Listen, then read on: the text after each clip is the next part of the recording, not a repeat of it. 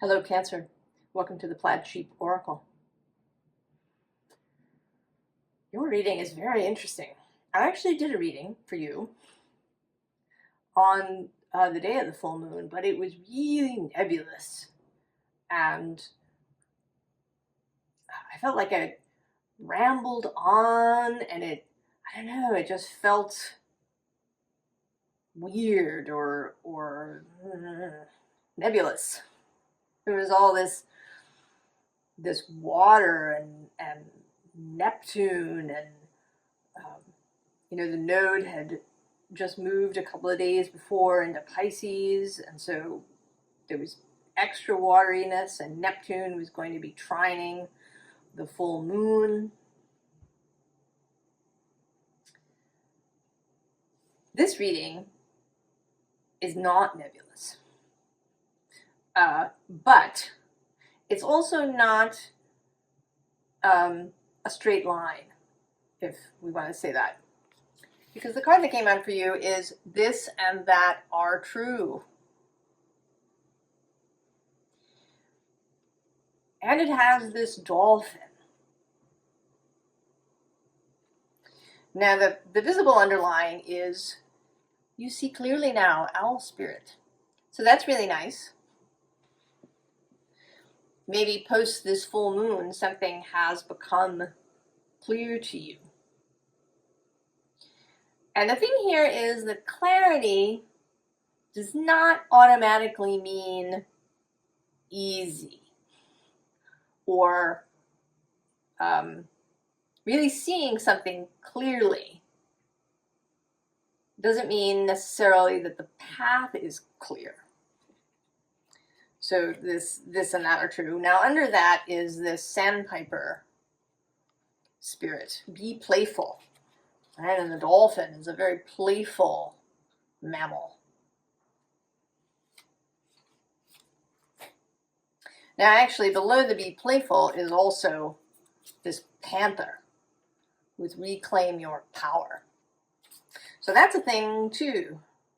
These two seem to be very different energies. Both this and that are true.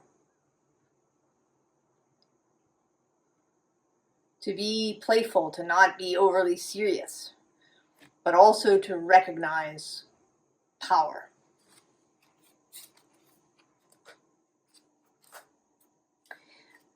I've been thinking lately about the end of endings. That sometimes we draw out the endings. It's a bit like the credits at the end of the movie. And I've always liked to stay through the credits as a kind of respectful thing. There's all these people that are involved in making the movie. Not just the stars who were acting in it, but everybody. So it has seemed respectful to sit through the credits.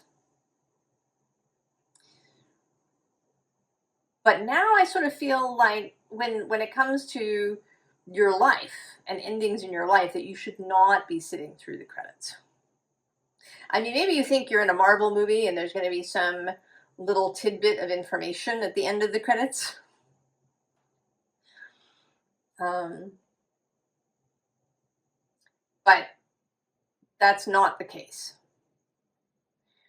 If you are coming into a change, you can end at the ending. You don't need to sit through all the credits. This feels a little bit like a slightly nicer version of not hanging out with the corpse from the Ten of Swords, right? Not having an autopsy. Now the unseen underline is let spirit be your guide. And hawk has been showing up for me in cards and actually in the park. There was a hawk at the top of a fir tree, like a tree topper, just hanging out there.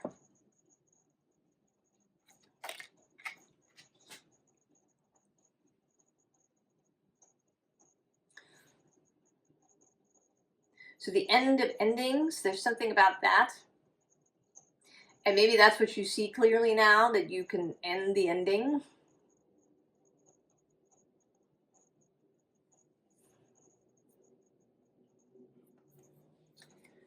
Then we have the Empress, and a pregnant Empress. Now, I have never given birth, but it is very clear that while giving birth is a joyful thing, you have this new baby, that the process may not be so joyful, or right? The process can be very challenging, difficult, painful.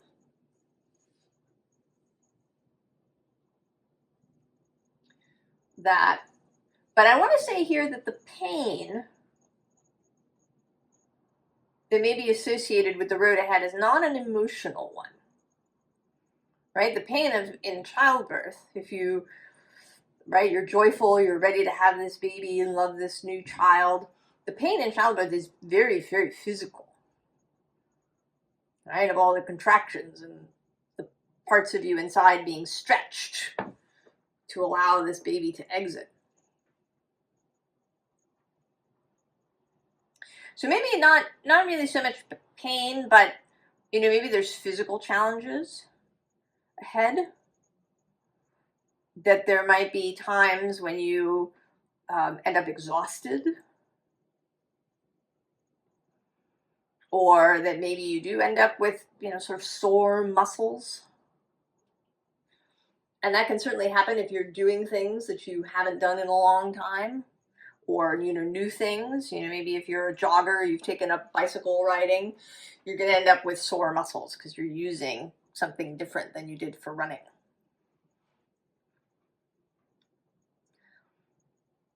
So there is this something, you're giving birth to something.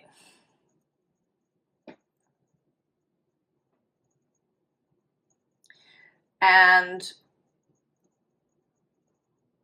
there is both this joy about that, but then there's also this challenge that comes with it and after it, right? It doesn't stop with birth. Then you bring this new baby home and you have to learn all about the new baby. You're going to learn about each other and become attuned to the baby, and then the baby's going to become a toddler and all these things.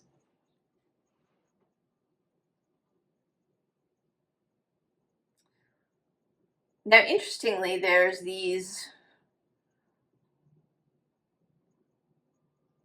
5, actually. I'm sort of seeing these as like the fairies. In Sleeping Beauty, the fairies come and they give the new baby blessings. And in this particular case, there is no 13th fairy.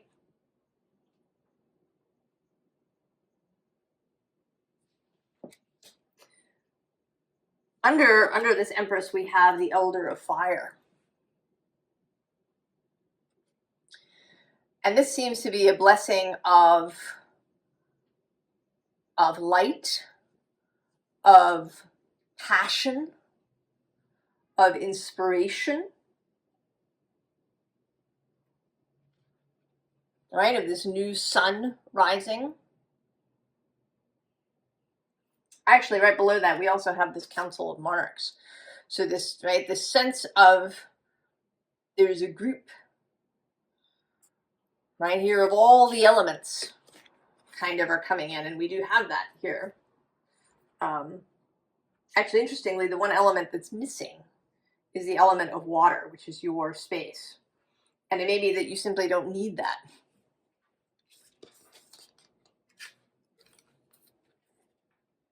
The bottom of the deck is the Knight of Pentacles.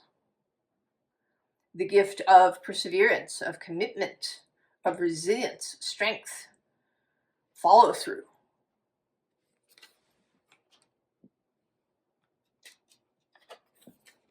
Then the Queen of Air, the gift of discernment, clarity, the ability to say no, the ability to say yes,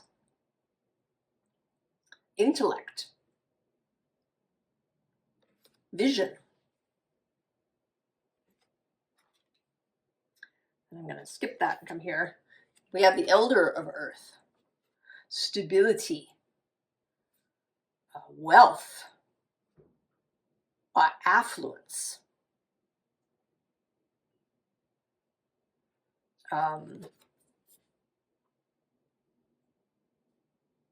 More strength.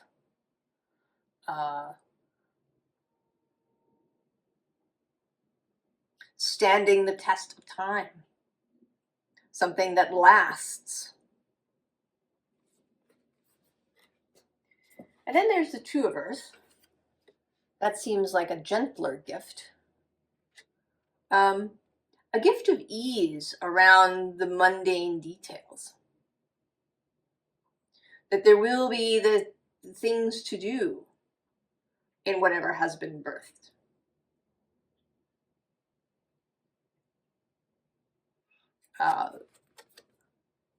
But it won't feel like an effort. It won't feel like drudgery. The gift of, kind of being able to love all the different parts. That spoonful of sugar. And in fact, not even the spoonful of sugar, but that the medicine is loved too.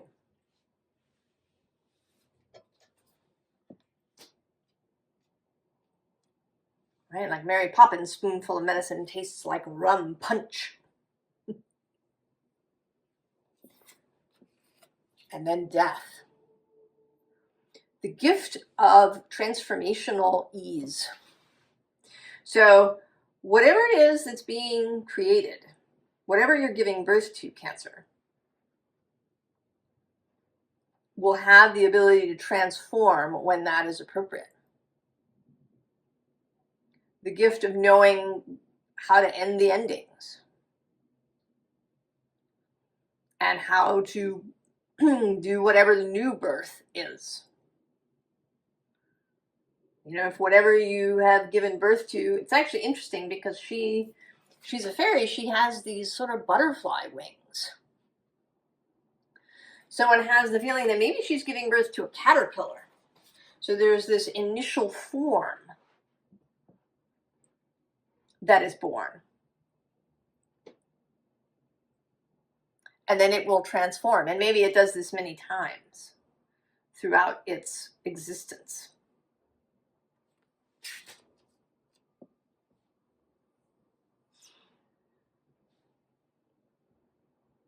So the ending of the endings.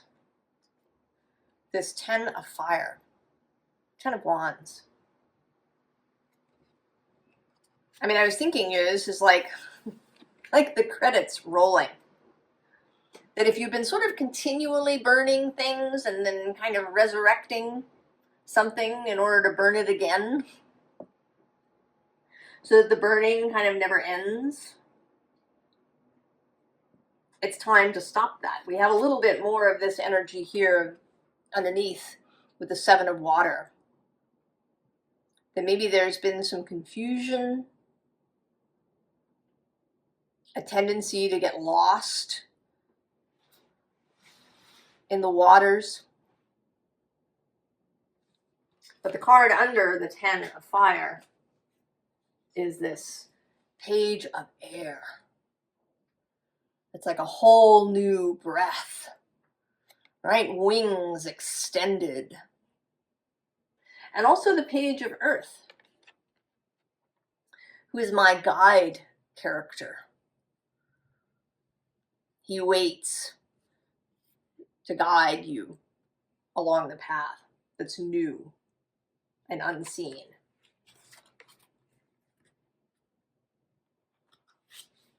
And then we have a repeat of the 2 of Earth. And here in feeling more like a choice, or, again with this and that are true. I want to say that she's sort of changing focus. This coin is lit up at this moment, and this one is a little more darkened. So this ability to be flexible to change priorities when that is needed, to have a method,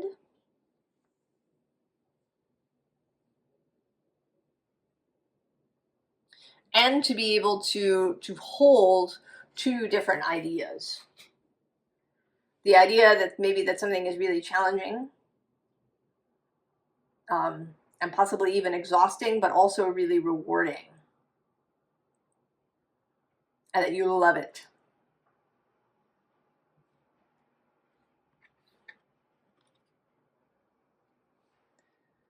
Messenger of Fire.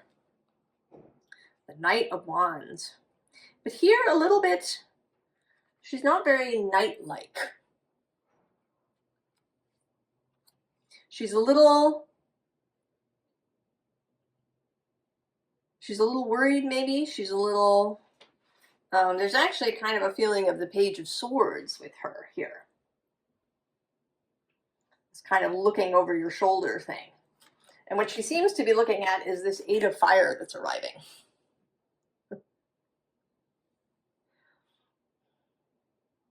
So maybe that you're feeling, you understand what it is that you're doing. You do have clarity.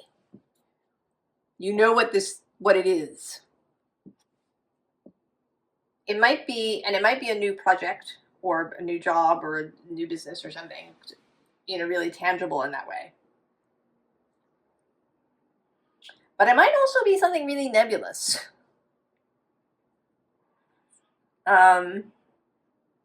Maybe you've had this feeling, this knowing that you have some kind of a calling.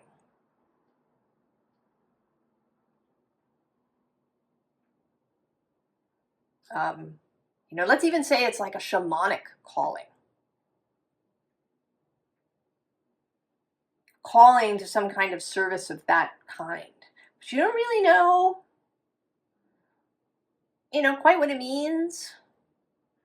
You're not really, necessarily that you're being called to like hang out a shingle as a shaman and to, put up a website and all of these things, that there's something nebulous about it. You just know that this is the direction you want to go in. This is, it's like you are the thing that you are birthing.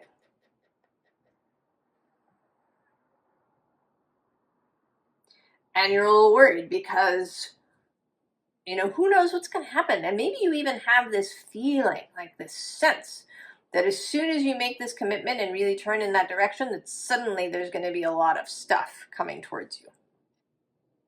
Right? The Eight of Fire usually looks like, all these incoming wands, a lot of energy.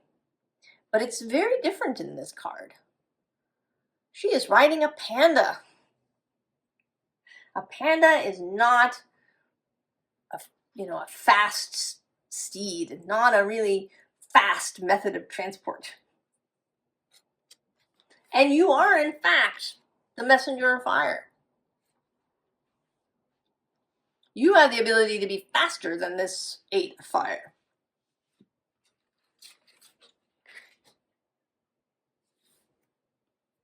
And you've got some stability here with the Three of Earth.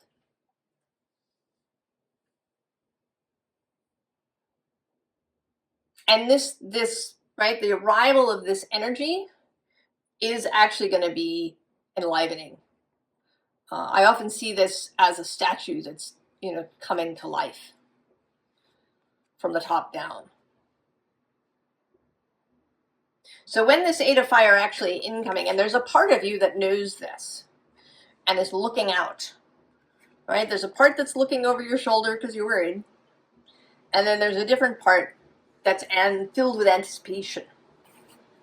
This and that are true. You can feel both a great deal of anticipation and anxiety at the same time. And so here, interestingly, we have this card that says Wrath, but I'm actually just seeing it as kind of this Eight of Wands energy of lots of, new things arriving. And they may seem overwhelming. And then at the bottom of the deck, we have routine.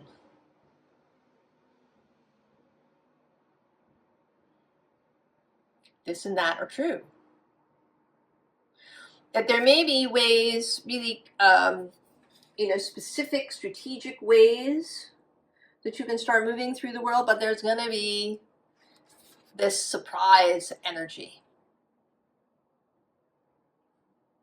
But below this is waterproof. And there's our water. Waterproof, Cancer.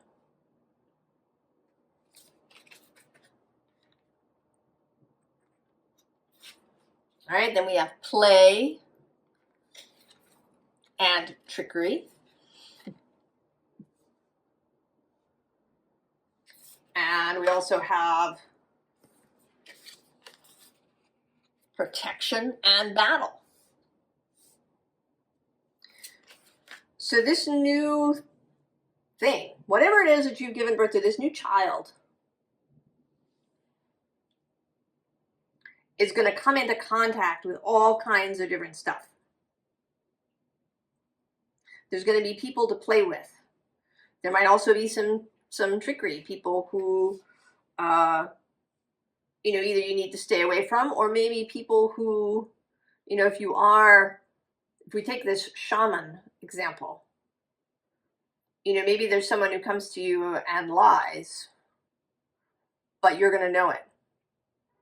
And you're not going to react in an angry way, because you're going to know that those lies come from some hurt place, right? There's some imbalance. And maybe that's where your shamanic work occurs. And then there is some protection of this new thing, or of yourself, that you are aware that you may come into contact with these energies, and that you are able to protect yourself, that you have this power. And that it might be done in stillness, or that there might actually be some sort of conflict that occurs. There may even be, maybe it's not even your battle, but you come into contact with it. You arrive to ease the battle. I think there's just so many ways, so many things that you are going to come in contact with. And the reading wants to say, don't be frightened. You have what it takes. You have the skills. You have all these blessings. Strength, resilience, discernment, lightheartedness, stability, flexibility, the ability to transform, the ability to go into dark places.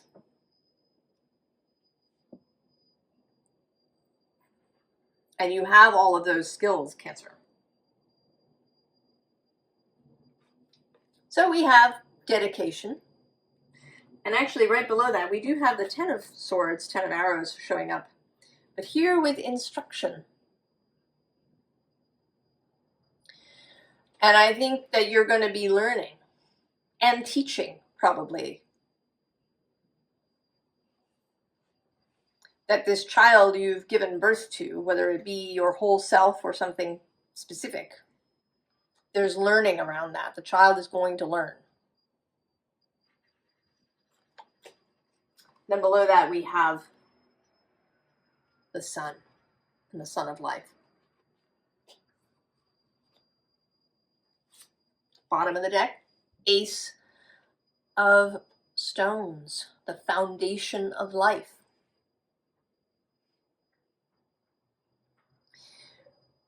You have this foundation. You have the blessing of the Elder of Earth. Even though there's going to be lots of changes that are coming, lots of challenges, lots of interesting new things you have that core stability, Cancer. And so we have the wheel and the loom of fate. Change is coming. Things are already in motion. And I think with this Nine of Stones, followed immediately by the Two of Bows, you just have to end the ending. Get out of the 9, through the 10 and out the other side. You end the ending.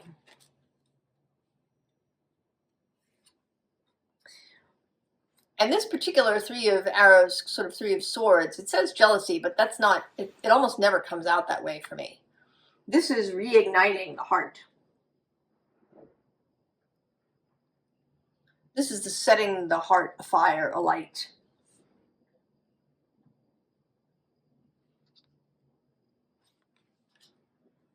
With this Two of Bows fire. So ending the ending, and then the ignition of what is new. This may certainly have to do with Pluto leaving Capricorn, where he was across the way from you since 2008. It's a long time. And then he kind of danced back and forth across the border. So this may have felt like endless credits. And that you can just get up and leave. You are not required to watch the credits all the way to the end, or to maybe watch them more than once.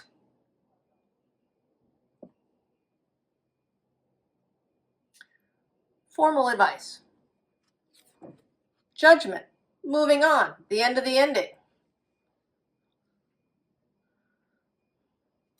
And right below that, the High Priestess. This knowing, this understanding, this clarity that comes when you end the ending. Right? It's like she's on the other side of the portal.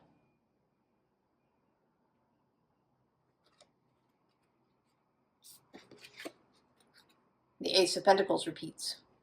And here, with a real sense of determination, this is a determined person.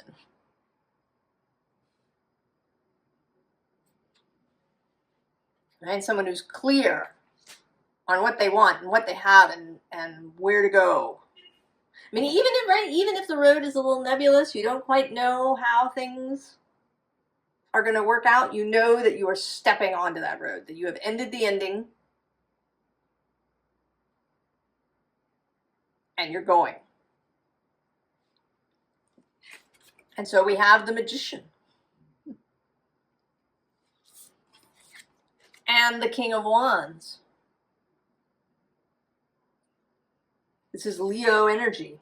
And we've had the Sun as well.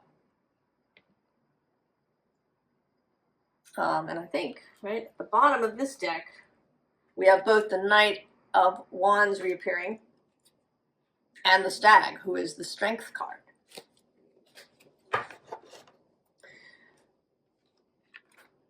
I think a lot of this, there's this Pluto movement, but then there's Mars. He is moved back into Cancer. He's going to be there for several months through March or early April. And then he's going to turn, and right, he's going to get all the way back to, I think, I don't know, somewhere in the teens. I can't remember the exact degree. And then he's going to turn around and come back through and re-enter Leo. So there's this exchange between Cancer and Leo that's going to happen. Inspiration and intuition.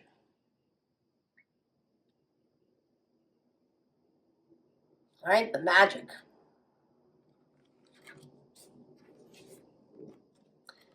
And then we have the Nine of Pentacles, the end of the ending. I kind of see her, right? She's done. She's going to turn around and walk right through that portal without looking back. Right? Walk right through the portal. Allow the wheel to turn.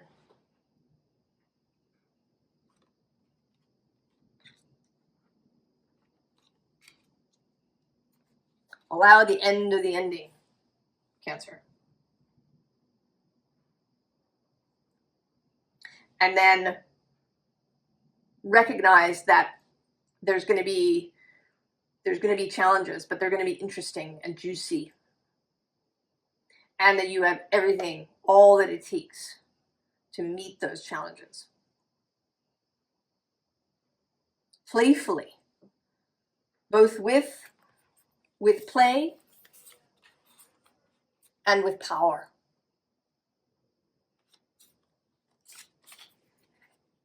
This and that are true. Well, I hope you're excited, Cancer. I hope you're filled with anticipation at this birth of whatever it is. And if you know what it is, come and tell us in the comments, because we want to know. I wish you the very, very best, Cancer, and I will see you next time. So long.